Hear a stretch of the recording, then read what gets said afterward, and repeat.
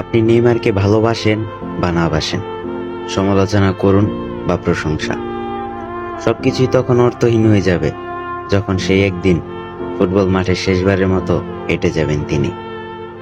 ক্লান্ত বিষণ্ণ চোখে কান্না লুকানোর ব্যর্থ চেষ্টা করতে করতে হয়তো তিনি শেষবারের মতো হাত তুলবেন অভিবাদন জানাতে।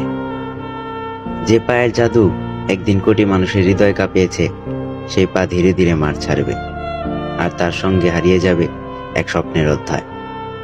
মাঠের অপূর্ণতা, চোটের বেদনা, না পাওয়া শিরোপার আক্ষেপ, সবকিছু মিলিয়ে নেইমার যখন শেষবারের মতো জার্সিটা খুলে রাখবেন, তখন তার প্রতি যত অভিমান, যত অভিযোগ ছিল, সব এক নিমিষেই গলে যাবে।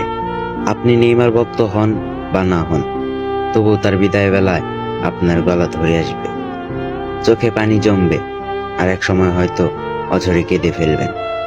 কেননা ফুটবল শুধু খেলা নয়, এটা আবেগ, আর নেইমার তিনি সেই আবেগের এক অবিচ্ছেদ্য অধ্যায়।